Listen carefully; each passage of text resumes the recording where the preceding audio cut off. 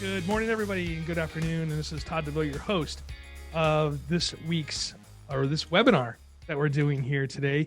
The first one of the 2021 Speak and Spark and EM Weekly webinar series.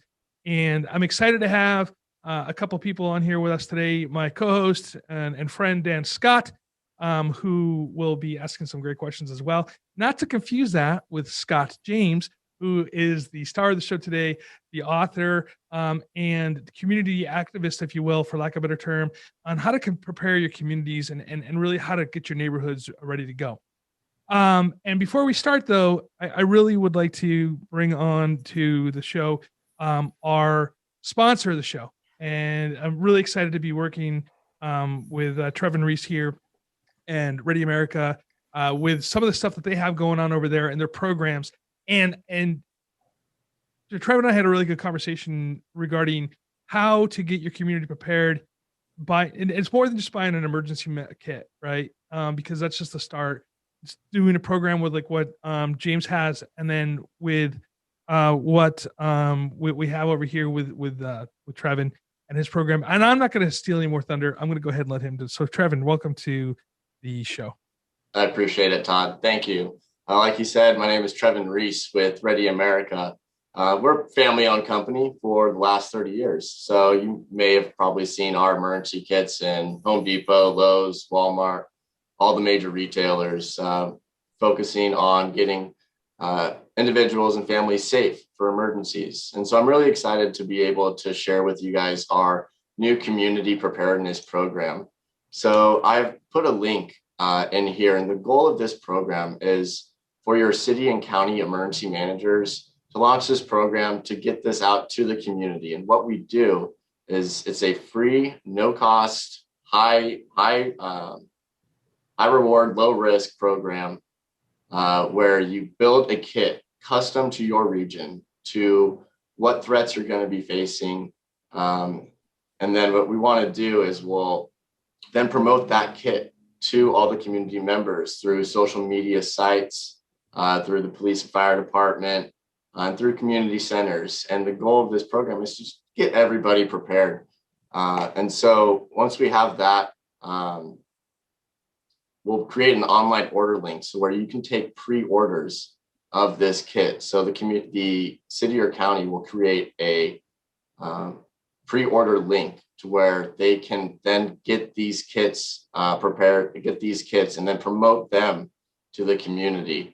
And once they have those pre-orders of the kits, then they turn those around, and then they will then get these kits delivered to the community, either through the CERT teams or have a local place where they can pick up the kits and get their families or community members prepared. So we're really excited about this new program and really looking forward to promoting it on here and hoping you guys get prepared in your local communities. Trevin, thank you so much for that. And can you stick around for a little bit, and we'll bring you back up at the end of the show, and we can do some question and answers for your program as well. Absolutely. All right.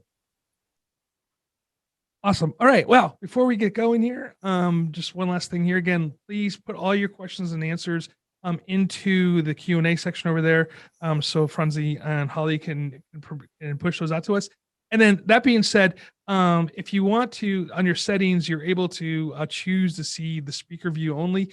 I suggest that's what you do, because that way you don't see like all this checkerboard of everything up there, and you get to see the speaker. And that's the most important thing that we're here for today. So Scott, welcome to the program. I'm excited to have you here. I got to peruse your book a little bit. Like I said, I need to take a deeper dive into it. I wish I had more time. But realistically, you created pretty much from the ground up an organization to help prepare just your community. But in doing so, you're able to basically export that into communities all around the country, potentially across the world. So how did you get started into what we're doing? Well, probably unlike most of the folks on this call, I am not an emergency preparedness professional. I didn't go to grad school for this. I'm a social entrepreneur. I start stuff. I think it's probably a border level addiction. Since leaving Microsoft about 17 years ago, I think I've just finished launching my 9th organization. So I'm kind of a startup addict. Half of them are nonprofit, half of them are for-profit. This one, the organization is called Bainbridge Prepares. You can find it at bainbridgeprepares.org. I'd encourage you to go there and take a look at the org chart, and it'll start to make sense, a lot of the things that Todd, that you and I talk about over the next hour.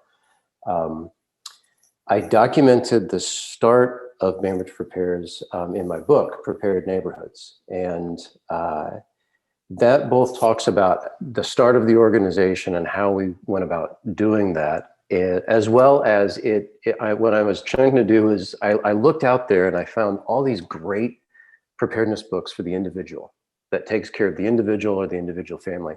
And then there's a huge gap, and then there's a bunch of really good titles when we talk about regional preparedness and national preparedness. There was nothing in between. And in my mind, if you look at like the rule of 150, or if you look at the neighborhood was the sweet spot.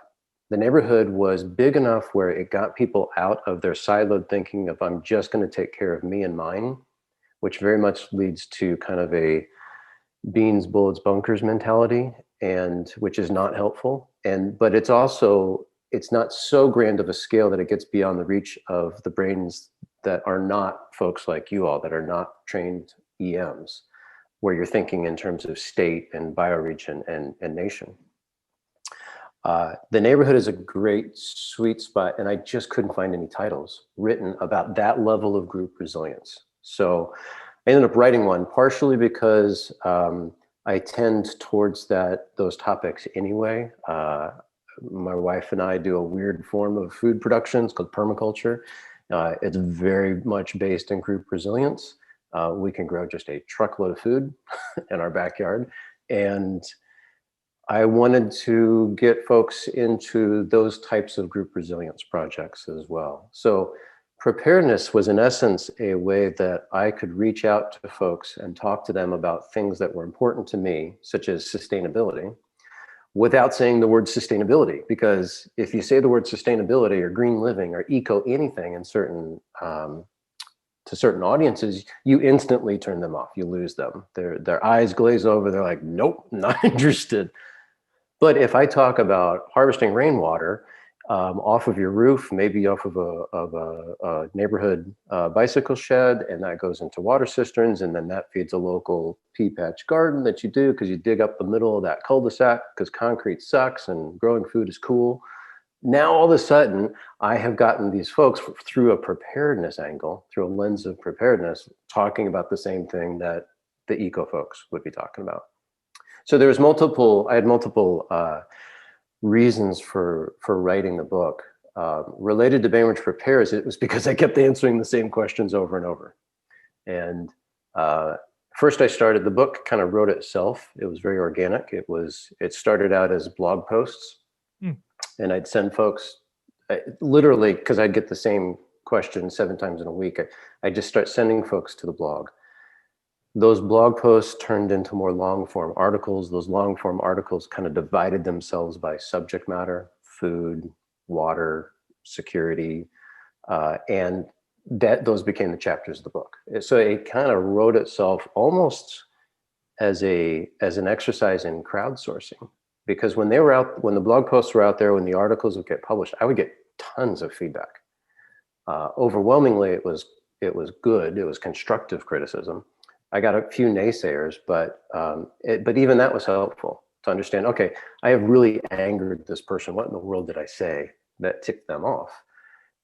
I might not remove that because I might want to tick them off because it got them thinking. But it was just a terrific feedback loop over the course of a couple of years. So the book really kind of emerged organically out of this process. And now it's been very helpful when people ask, how do we create a Bainbridge Prepares version of that in our town? It's great because it's a tangible item. Some people just want that tangible, like that artifact to be able to physically, go buy the thing for $20, read it, and get started. We also have a video series that we used COVID as an excuse to get all of our team leads on video. And so it's on the teams page at bainbridgeprepares.org, and you'll see Ann Lesage, our emergency management coordinator for the city, she talks all about our Map Your Neighborhood program, and you hear that from the team leads from our psychological first aid team and our disaster hubs team, and you're hearing directly from the team leads. That collection of videos has also been super helpful whenever we're trying to spread the word of, yes, you can replicate what we've done in your town. Here's the blueprint.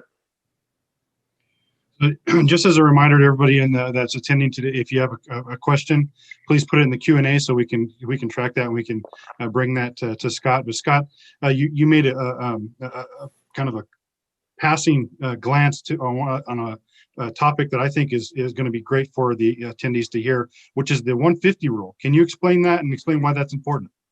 Yeah, it's an old social science rule. Daniel, do you remember what social scientist created that or discovered that? I can't remember who actually first documented it.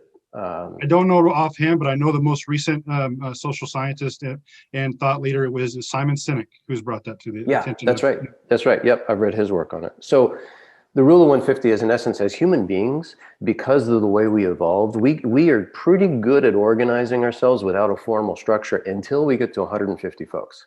And when you hit 151, all of a sudden everybody's looking around like, what the hell's going on? We really need a sense of organization. And it gets significantly more complicated. We saw that just with our volunteers. Bainbridge Prepares is 9 years old, coming up on our 10th birthday, and we've gone through waves of growth. The first wave of growth when I first started it was we hit that 150 mark, and it was very clear of, oh my gosh, we need a sense of organization. We can't just all be milling about at the fire station, creating neat, cool projects. Let's do an org chart. And now we have, Ann can comment on our most recent numbers. I think we passed 400 or 450 in terms of volunteers that are background checked in some training level. They might be CERT, they might be wilderness first responder trained for our emergency medical response team, but there's some level of training and background check in there. That requires an even bigger sense of organization. But that rule of 150, it's a great rule of thumb to use. There you go. Ann says in the chat, we've got 470 volunteers. And if you look on the website, we always put in the lower left corner the version that we're on of the org chart. And I tell you what, Ann's predecessor, Amber Richards, who's also on this call, and we went through a hell of a lot of org charts because we were doing a lot of horse trading. And we'll come back to the rule 150 in a second, but that horse trading between the three entities, the city of Bainbridge Island, the Bainbridge Island Fire District, and the nonprofit, the NGO, Bainbridge Prepares, we regularly rotate the face of what's facing either the public or a grant-making institution or a journalist or whoever. But in the behind the scenes, we do a lot of horse trading. And what that looks like is our executive director, Lauren Bast, and myself and Ann from the city and Deputy Chief Jared Moravec from Fire, sitting in a room once a month going, how are the teams functioning? Sometimes a team is functioning really well with the city and it should stay there. Sometimes it's not, and we move it to the NGO. Sometimes a team is completely floundering in the NGO and we go, yeah, let's put this in the city.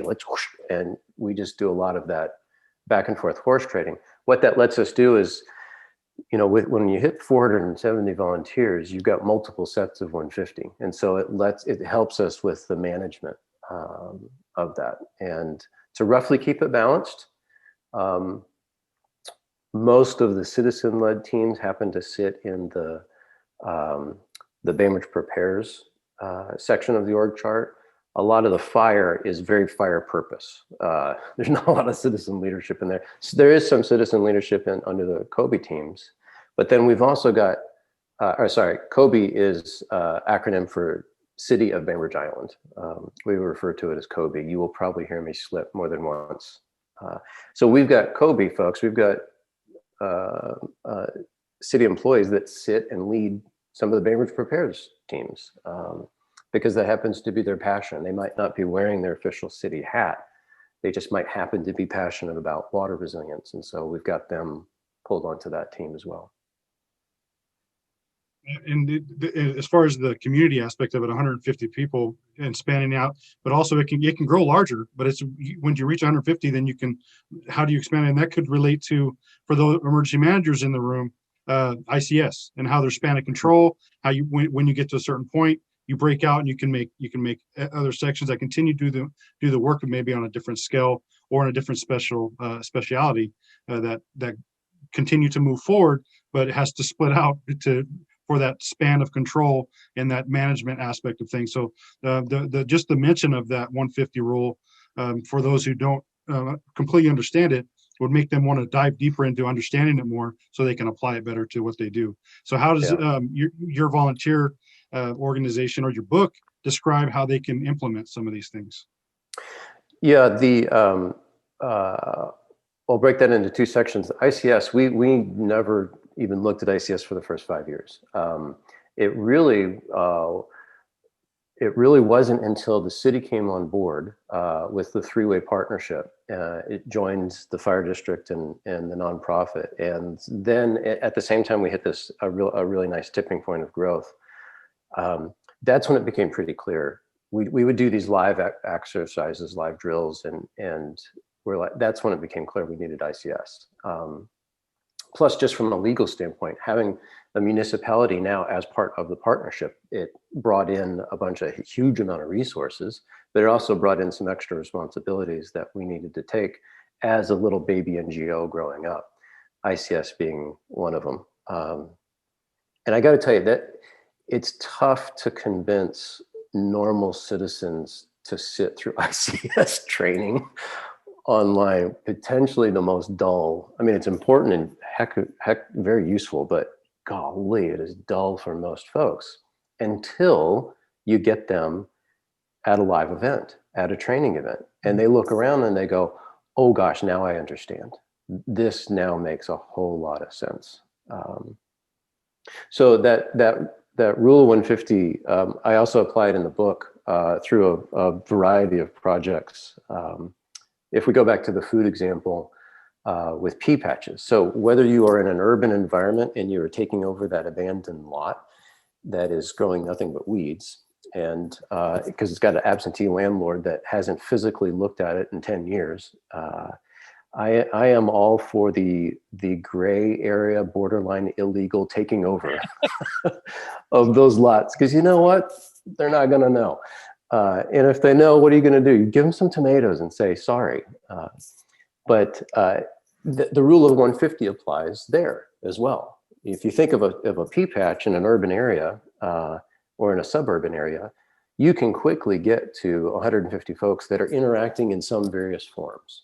You know, we have some really neat pea patches here on Bainbridge Island that are part of our amazing Parks and Rec system. And so they're both professionally managed, and they let the folks do whatever the heck they want to do within each of their pea patches. And the number of folks that are involved in that easily hits 150. So that's another area where you see, yeah, okay, we've reached that point. It's good to introduce some professional level management techniques. Some of that I brought in from doing startups, mostly high-tech startups. Some of it fire district brought in because they are absurdly well organized. Much of it came in from the city relationship with the municipality. And quite a bit came in through our volunteers. There's a couple of hacks that I really like to promote when we encourage others to start their own version of Bainbridge Prepares in their town. A big one that relates to recruiting. I am a big believer of recruiting leadership in target organizations where you know you want that skill set inside of your own. So a good example would be our food resilience team. The first version of our food resilience team, I gave on the pitch. I said, look, in my mind, food resilience is a food bank. The formula is a food bank plus farms. That equals food resilience. So thankfully, we have a food bank that's run by Helpline House, our local full service social work agency. And we've got all of our professional and semi-professional farms wrapped up in a nonprofit called Friends of the Farms. So the first two team leads for that food resilience team was the executive director of Helpline House, the social work agency, and the executive director of Friends of the Farms. And because when I got those two dynamic leaders, I didn't just get their brains, they're both extremely smart, but I also got their boards, I got their small armies of volunteers, I got their email distribution lists. So strategic recruiting, whenever you are building your own nonprofit like that, is particularly important, particularly for something like this. Community preparedness, our primary thing we were preparing for was earthquake, secondary wildfire, landslide, tertiary, now pandemic. Thankfully, with shelter in place, there's some overlap there between pandemic and earthquake. But the earthquake doesn't care who you are. It doesn't care what you do. And so all of the different agencies that are related to the social safety net in our society, ones that focus on AFN, on access and functional needs populations, ones that focus on food security. When you give the pitch to those folks that you want to basically encourage what they're doing and support what they're doing and just help facilitate connections with other entities in the community, in the region, in the county, you mostly get yeses. I got very few no's over the years, the early years of building this thing. Mostly I would get yeses. And these are very busy, executive directors or general managers of their organizations. And they still said yes, because they could see the mutual benefit. So I know you're kind of going on this road right now with the concept of building social resilience, and I'm really interested in that aspect of things. And resiliency in general is something I've been really delving into in the last couple of years now. What does it mean to you, the concept of building social resiliency around the concept of preparing your neighborhood? Mm-hmm. I think it's particularly important for the folks on this call who are probably primarily EMs or related. I have always approached this as I want to have normal citizens taking care of each other out in the neighborhoods to free up the emergency management professionals to do their job. In the early years of starting this, it was helpful because the fire chief, Hank Turan here, would give me some of his people to show up at these meetings, literally just to say, in the event of an earthquake, we are not coming.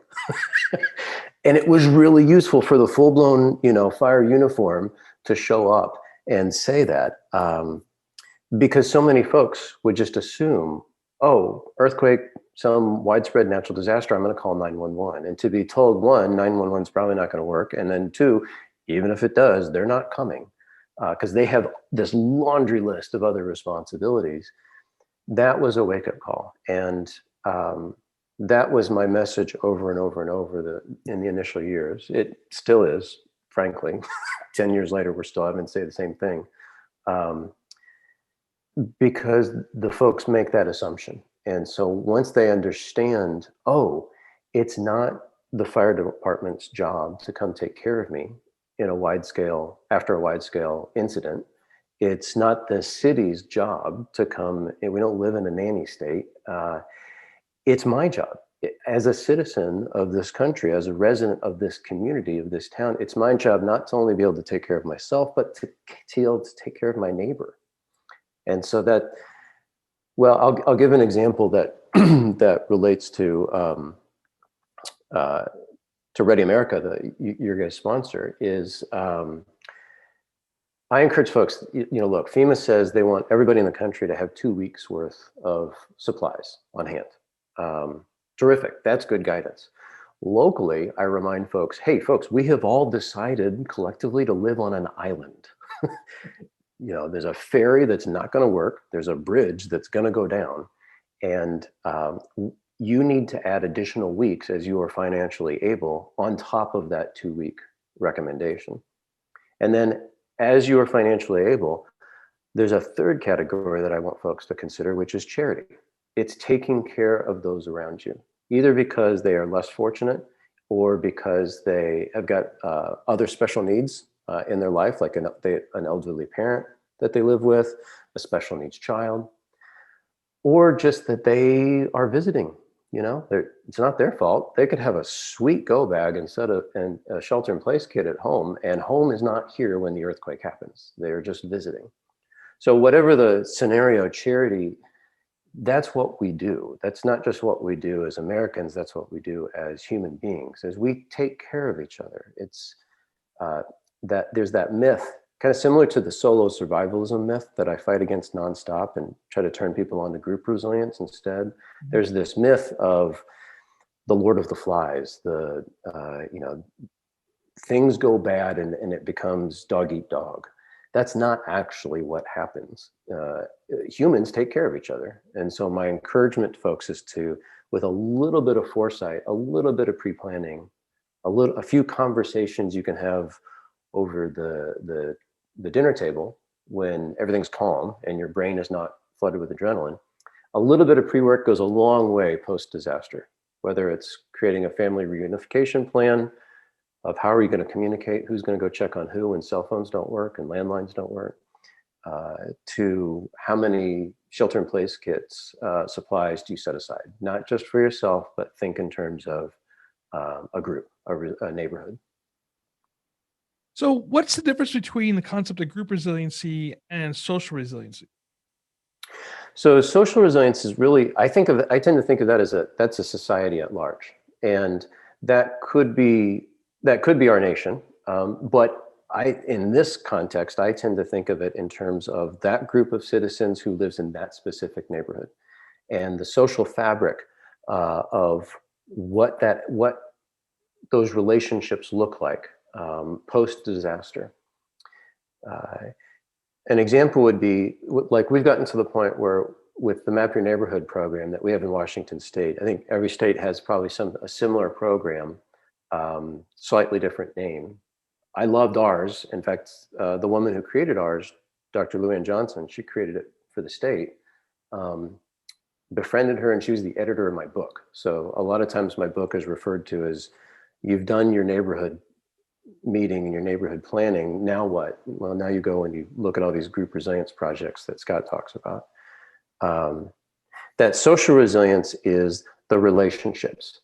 Gear is important and gear is useful, but if you forced me to have a choice of having a closet full of terrific gear or really strong relationships with my neighbors, I'm going to take this one every time. I'm going to take the strong relationships and we will figure out how to MacGyver our way through it. But social resilience speaks to me about those relationships, particularly in that rule of 150, that neighborhood focus. Absolutely. A couple of questions came in, and one was I just lost it here. One was how do you, or I guess, coordinate the needs for services, right? So in other words, competition for services compared to volunteer organizations, to government organizations. How does that work and how does that coordinate with you guys? Tell me a little bit more about what they mean, or maybe they can tell us a little more about what they mean by services. So, you probably just branched into a world that I don't know because I'm not an EM. How does avoid duplication of effort or competition for other organizations or the local government? That's kind of what you're talking about. Okay, so I'll take a stab at that, and then whoever asked that question, feel free to ask a follow-up question if I've gotten it wrong. So one example might be we have a group called Island Volunteer Caregivers. IVC is how we refer to them. They are a small army of people who take care of our elders and other folks that are in that access and functional needs population set. Those folks regularly reach out to them. They drive them to go get groceries. They go get groceries for them and bring them back. They're just doing that type of work for our beloved elders. That could be something that Bainbridge Prepares does, particularly in an emergency scenario, like at the beginning of the pandemic. If you guys remember the beginning of the pandemic, we basically told the old folks, please do not go to the grocery store. Right. Don't go out, right? Let us bring the groceries to you. We could have created a whole separate team of that we've got a bunch of CERT trained folks. We have our own small army of CERT folks. They could have done that. That would have been direct competition. Plus, it wouldn't have been taking advantage of those connections that we had. We already had the relationship with IVC. And so it was much more streamlined to say, we are not going to duplicate that effort. We already love these folks. Let's put the call in right now to that executive director and see if we can't activate them. And so we were using, at the beginning of the pandemic, we were using one of my favorite chunks of software, recovers.org, made by these kids down in San Francisco. Or I call them kids because they're 20 years younger than me. So they're actually terrific. They're a bunch of 20 somethings at the time. We flew them up here. This is 5-6 years ago. We flew them up here and they used us as their guinea pig. We were their first non-critical client. We were the first client that hadn't just been hit by a flood or a tornado or some kind of natural disaster. We were the first proactive client. So we pulled that stuff off and used that as our matchmaking service. If you guys have probably all seen Recovers, but if you haven't, go to recovers.org. But with that example is we were already pulling in all of the requests, the needs for folks, putting them into Recovers. And so it was literally as straightforward as bringing in the IVC folks, giving them credentials to Recovers and saying, these are all now assigned to you. So in terms of competition of services, we try not to overlap. There's another angle that person might be asking about, which is, so before Amber, our city didn't have any services that were focused on preparedness. We're a small town. I mean, we're not ginormous. We're not Seattle. We've got like 24,000 people or so. We had a 1 year or less than 1 year contract with a very gregarious fellow who was doing the Map Your Neighborhood program. The city had a contract with this fellow. I saw him do a couple of those. I thought that's outstanding. And then the city let the contract drop, which I thought was short-sighted. But it's the decision of the city council at the time and the mayor and the government. And those folks change from time to time. We weren't duplicating services with the municipality at all. In fact, nor with fire. So that's one option, is when folks ask, how can they start their own version of us? And I talk about this in the book as well. Your number one best friend that you want to have is either senior manager at your fire district or senior manager at your city, at your municipality. Maybe at the county level. I would much prefer it at the city level. You get much more attention. Those folks are your best friends to start with, because that's where you can start to reach tipping points. And you're making sure that you're not duplicating effort for services. Absolutely. How can we, and this is important too, as kind of relates to what you just said. How can an organization or a neighborhood, specifically, and as you're building these basically these tight-knit networks, better influence a city or a county or a state to stress the importance of not being so short-sighted when it comes to these programs that they decide to eliminate or contracts they decide to get rid of? Yeah, it's tough. Budgets are budgets. Every city, every fire district, every professional organization has got a budget, and sometimes times are lean and budgets are getting cut. If your town is really based off of, say, revenue from residential development, and that takes a dive, then all of a sudden the city budgets all shrink like crazy. It just depends on the region that they're in. I fully recognize that, and I encourage folks to fully recognize to not be asking. It kind of goes back to, I don't want to ask too much of the professionals. And to my mind, this is what triggers, again, that social service, that citizens giving back, let's create the groundswell. It really goes to FEMA's, you remember when they came out with the whole community doctrine, and this statement, I think it was Brock when he was director, he came out with these public statements of, we need help. We need the community to get involved. This is not a top-down thing to solve something post-hurricane or whatever the disaster is. We must have the local community involved. And we had been going for several years at that point, so I was thrilled to hear the FEMA guy say that. And when I got to go present my book at FEMA's training symposium they hold every other year, that was one of my primary messages was, we are doing what you guys said. That this is an example of, warts and all, this is an example of one community organizing themselves to do that. The other thing, Dana, about that, your question on, you've got budgets at professional organizations, municipalities, fire districts, and you've got budgets at citizen-driven ones. One of the things that we have found useful is sometimes a donor would want to write a check to an NGO, but they would never write a check to the city because they feel, well, I already pay my taxes, blah, blah, blah. Great. They write a check to Bainbridge Prepares. Rotate the face of that, and there's another, say, private donor or a grant-making institution that says, fledgling NGO, no, we are not going to give you guys money. You've only been going a few years. We only give grants to things that have had a 20-year track record. Well, that sure as heck isn't us. But when we rotate the face of City of Bainbridge Island or Bainbridge Island Fire District, now there's an entity that grant-making institution might trust. So it very much helps that three-way partnership.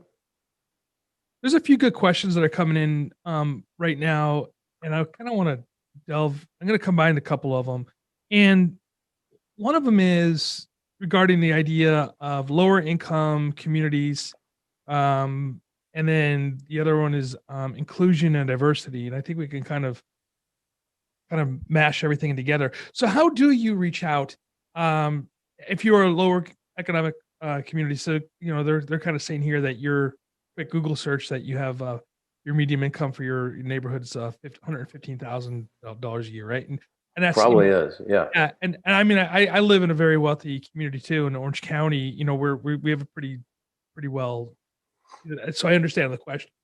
So, excuse me. So the lower income communities, what can they do to increase that concept of community preparedness? Yeah, it's a completely fair question, and it's one that I think we're struggling with right now as a nation, and for the vaccine rollout. It's particularly in the direct months right after the BLM movement, the Black Lives Matter movement of this past year. It is a very accurate question to ask. Yeah, Bainbridge Island is wealthy. We do have a full service social work agency. We do have folks that are living homeless in downtown Winslow.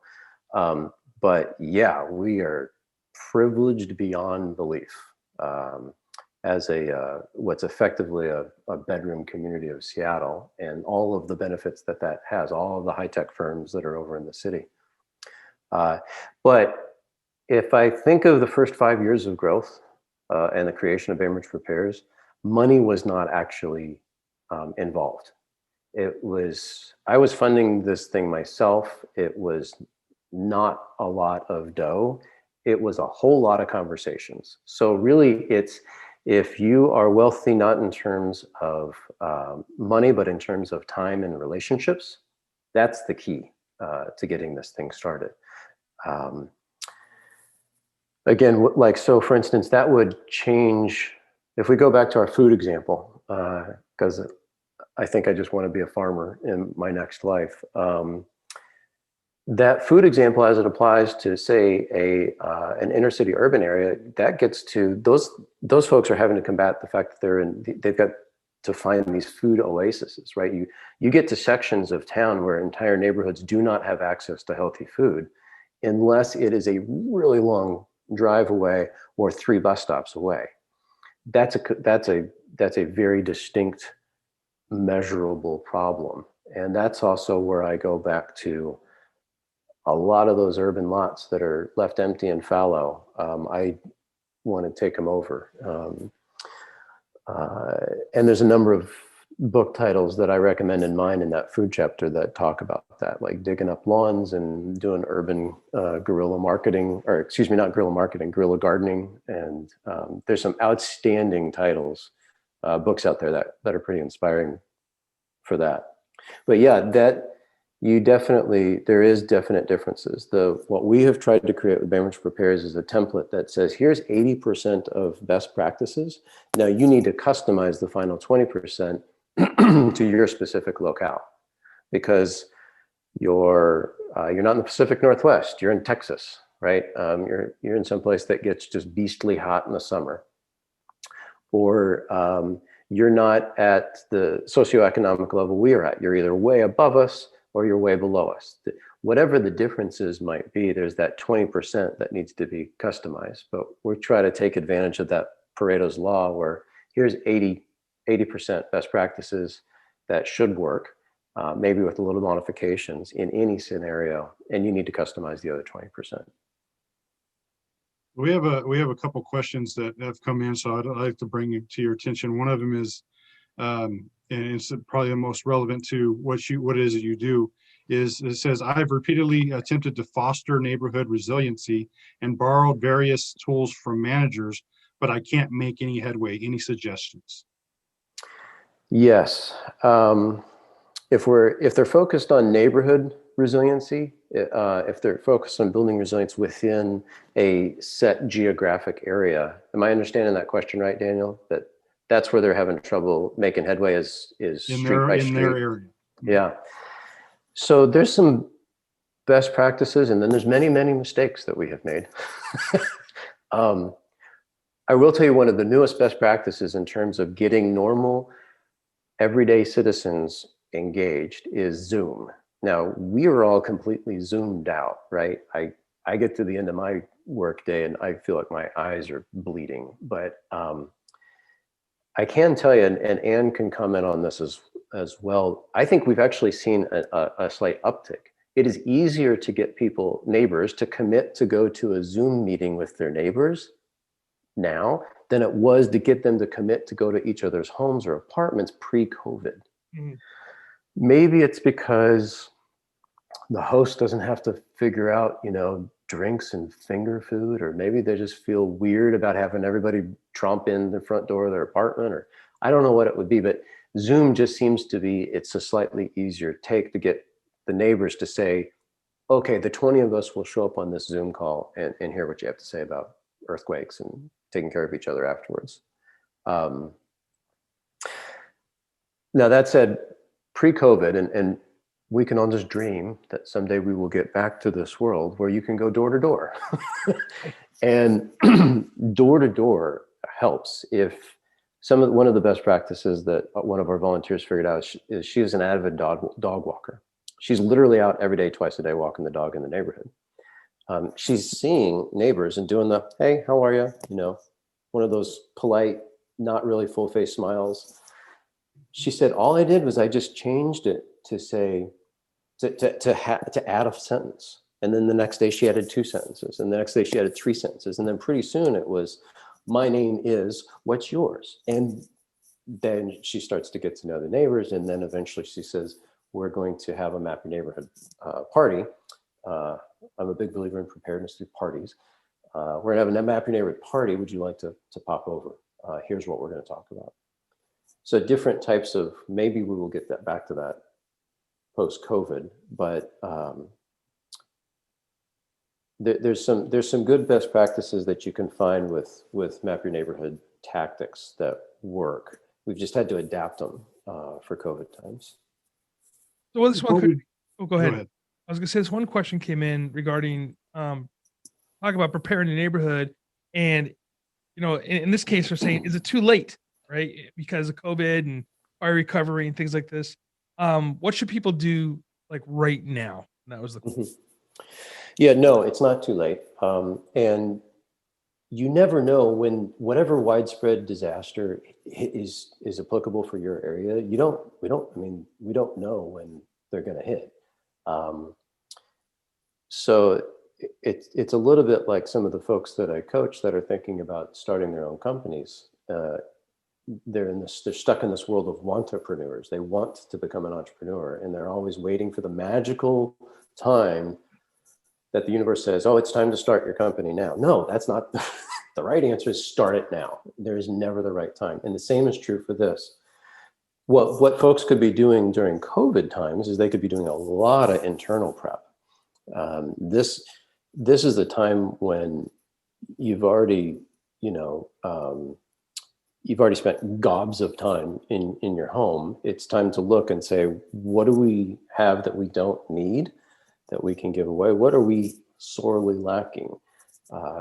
This is the time we've seen home projects explode. So this is the time when you can put the rain barrel underneath the downspout. You could grab all of the downspouts for the parking garage that's next to your apartment building and pull those into a big 5,000 gallon cistern. Those types of projects this is a time to do those, either individual or small group within a pod, within a unit type projects.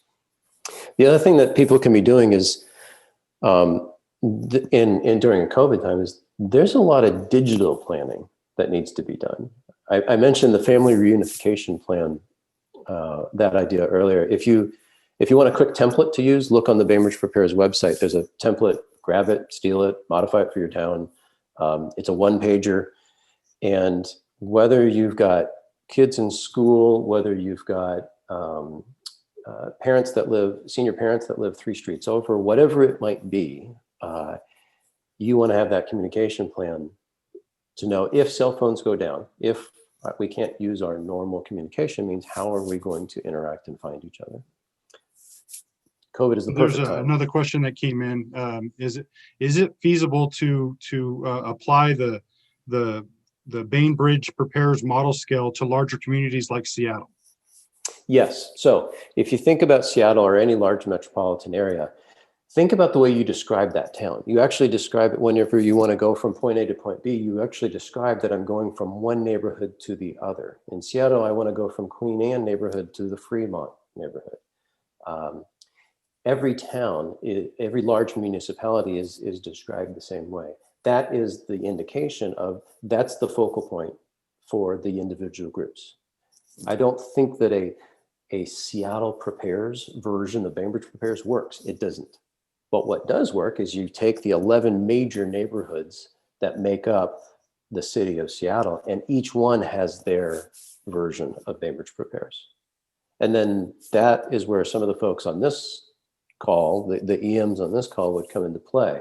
If you're the EM of Seattle, you want to encourage each of those major neighborhood areas to do their thing, and then you're the glue, right?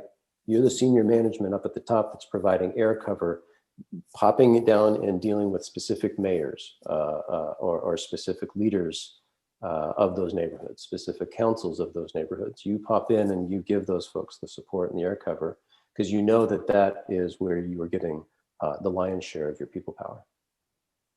Absolutely. That's what, and you know what? I mean, just in that, you answered a few questions that are out there regarding how to organize larger communities. And you're absolutely right.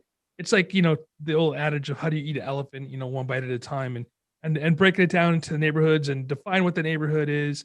Even small cities have distinct different neighborhoods where they're into, Yeah. So I think it's a better way.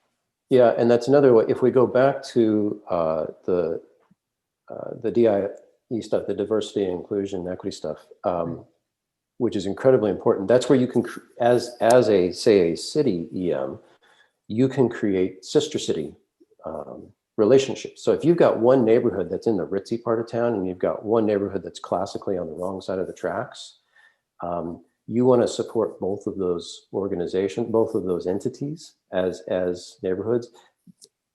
I would draw direct line connections between those two. Whether it's the obvious one of taking dough from one and getting those folks to donate it to this other neighborhood, but it could also be that this other neighborhood's got deep expertise that can be brought into the other neighborhood. Absolutely. We see that here on a street by street basis of what we've been doing. Of one Map Your Neighborhood street might have 2 engineers that live on it, 2 structural engineers. The other neighborhood has 3 registered nurses. Well, terrific. Post-earthquake, it behooves this neighborhood captain to know this neighborhood captain. Because if they're just a short walk through the forest or across, the neighborhood, they can trade skill sets. The structural engineers can pop over to that street to take a look at the houses and eyeball which ones need to be abandoned immediately. The nurses can pop over here to work on medical cases. So that sharing of skill sets across the community, I think, is pretty key. Absolutely. Thank you so much for the work you've done in preparing, the communities and writing the book. I highly recommend everybody to purchase the book. You can buy it via Amazon. You can find it at your local booksellers. However, if you want to do local type stuff, and so it's really important to buy the book and support. Before we let you go, there's a couple of other questions I want to get into, and one is on the speaker side of things, and I have to really, first of all, thank you so much again. But how did you get involved with Speak and Spark, and what did you get out of? Well, it's brand new. I don't know if I think it's relatively brand new to everything. It's brand new to me. I love experiments. So I'm one of those geeky, dorky people that just loves being a guinea pig, loves trying new things. I love skunk work projects at work. I like doing stuff that it's either going to be absolutely fabulous and a big win, or we're all going to get fired for it. When I was in corporate America, those were my favorite projects.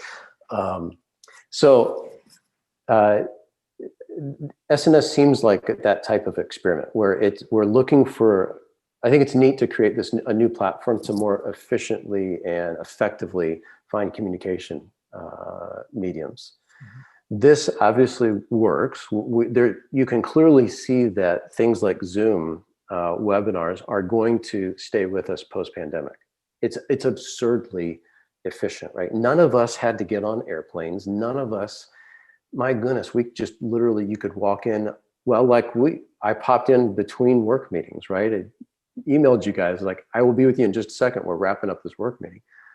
That's not possible. We didn't really think that in terms of that pre-COVID. So I think this new platform is terrific. And it also lets me I have a weird message, right? I have this message that I want people to think about community preparedness and approach it, looking at it through a lens of love and not fear.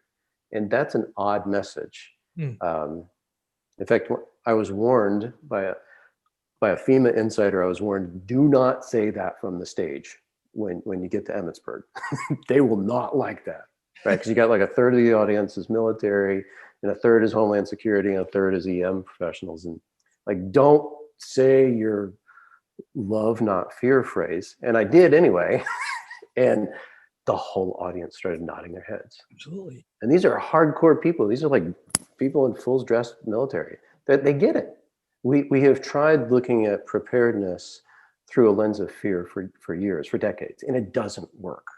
But if we do the judo move and we flip that on its head, and we instead look at it through a lens of love and community building, well, now all of a sudden you can make change. Mm-hmm. As a marketer, I know that fear is a very effective marketing tool, and it gets people to act. But you know what? The actions don't last. It's a blip. And we are all in this for the long game, because you don't know when the earthquake's going to come. You don't know when that one natural disaster is going to come. And so if we're playing the long game, we don't want that blip that fear induces. We want the long rise that is permanent, that love and community building creates. Absolutely. That is, I can't agree with you more on that, because we've tried the fear thing just doesn't work. And so we have to look at different avenues to get people prepared. Everybody, we're coming here to the end. I want to thank everybody here. First of all, Dan Scott for being part, producer Brian in the back there, kind of pushing the buttons. Holly for Speak and Spark, Bronzy for back there, coordinating some of these questions and stuff. And also all of you all for being here on the show with us today. Without you all being here, there's not much that we'd just be talking to ourselves. And I kind of do that myself anyway. But if there's any questions that have not been answered today, that we haven't gotten to, can people contact Yeah, so first step I'd ask you to go to bainbridgeprepares.org. You will find a boatload of information there. So just do me a favor so my inbox doesn't completely fill up, and look for what you're looking for there first. If you don't find it, and I'd call attention to the videos that all of our team leads did. There's also a video, I think it's on the About page, which is a how to replicate Bainbridge Prepares. It's a 45-minute segment that I did at the beginning of COVID, because it was clear that I wasn't going to be doing live speaking anytime soon. That's another useful video to watch. But watch that stuff, and if you don't get it, shoot me an email. My email is listed on the website. It's scott@bainbridgeprepares.org. If it's something related to the book, you can use that same alias, or you can use the scott@preparedneighborhoods.com alias. That also is where you can go find information about the book, preparedneighborhoods.com. I'd encourage you, if your local bookstore is open, order it through them, support local first. And then if you can't, if they're not open, you can go to the gigantic company that starts with an A and sells books and everything else. Isn't that local for you? It is local for me. About half this island works there, between Starbucks, Amazon, and Microsoft. Yeah, we have an enormous number of people that commute off island, which is why, if you look on our org chart, we have a flotilla. That's one of the teams. We are on an island. Absolutely. All right. Well, this is exciting stuff, and I don't know what just happened right now, but there we go. I'm gonna bring Everyone back in, Mr. Reese, to talk a little bit about. Oh, I lose you. Oh my gosh. Okay, here we go. Are you there? See, that's what I'm saying. So my technical difficulties here. There we go. Yeah, he's there. There we go. There we go. That's who I wanted to see on the screen. All right. Yeah, whatever you do not take technical lessons from Todd DeVoe, because yeah, I am a point and click guy, but okay. So let's talk a little bit more about the partnership that you have done specifically with communities to get them prepared, and to also possibly raise funds for those local communities that are looking for funding issues. Yeah, absolutely. So I can walk you guys through a little bit of the details of how the program works. So your city or county emergency managers will approve contents for the kits. We'll get their collateral. They want their messaging they want to the community. We'll also make sure that the price to the community includes shipping. So when we promote this kit, they have that all included. So there's no difference in price to the community. No city profits are being made from this. And it's important for them to have all that information that the city or county wants them to know if something were to happen. Next, what we'll do for you guys too is we'll send the city or county emergency managers a kit completely free of charge. So that way they'll be able to take that to safety fairs when we can go to those again. And they'll be able to promote that and display them, like I said, at safety fairs or on their social media sites. And then once they have that again, they'll be able to create that online order link to take those pre-orders. So that way no city money is being spent to allow, no city money is being spent. So that way they can then take those funds after the community then purchase a kit, and they can translate that over to us. And then we will then provide them with the order for those kits. And when we launched this program with the city of Laguna Beach, we provided over 2,000 emergency kits to the community. So that was in the first year of doing this, with the very first city that we launched this with. So there's a great opportunity to take this program national. And it's really, like you said, Scott, was about love and focusing on how do we have this long-term relationship with our communities and continue to grow and have them be prepared. And we really want to emphasize that, because it does come out of a place of love. I mean, we're a family company, been doing this for 30 years. And if we don't have that, then what do we have? So it's really important that we look after our friends and our families and just continue to focus on preparedness, and especially with COVID too. I mean, being able not to see your family members in person or anything like that too. So it just makes things more challenging, not being able to see our loved ones. So making sure that we take care of our friends, our families is got to be at the forefront of what we're doing here. And so Todd, I'm very appreciative for you putting this on too. And just wanted to thank you for everything that you guys are all doing. Scott, you as well. And looking forward to working with you guys in the future on this. Absolutely. Thank you so much for your time. And remember, everybody, it's Ready America, and you can find them at readyamerica.com. And again, that information will be in the show notes as well. And Scott, thank you so much for your time today. And You're welcome. Love to do this again sometime. And everybody else, thank you again for your time being with us today. It is 12 o'clock. Promise to get you out on time. And we will see you all at the next webinar, which will be on May 13th. And we'll be bringing in somebody. I just lost my mind. We're bringing Lorraine. Oh my God, I can't believe it. We're going to be bringing Lorraine in to be discussing, how to get emergency management, more visibility in emergency management. And Dan, I'll let you say the last word. Absolutely. Thank you for the speakers. Thank you for the sponsorship. Thank you for all the attendees who came on. And if you could keep your eye out for the webinar with Lorraine Schneider for the Emergency Management Growth Initiative. It's going to be a great talk. And thank you very much. I look forward to having that with you later. You have a great day. Absolutely. Oh, don't forget to fill out your forms that will be getting emailed to you from Speak and Spark, and let us know how we did, how we can improve.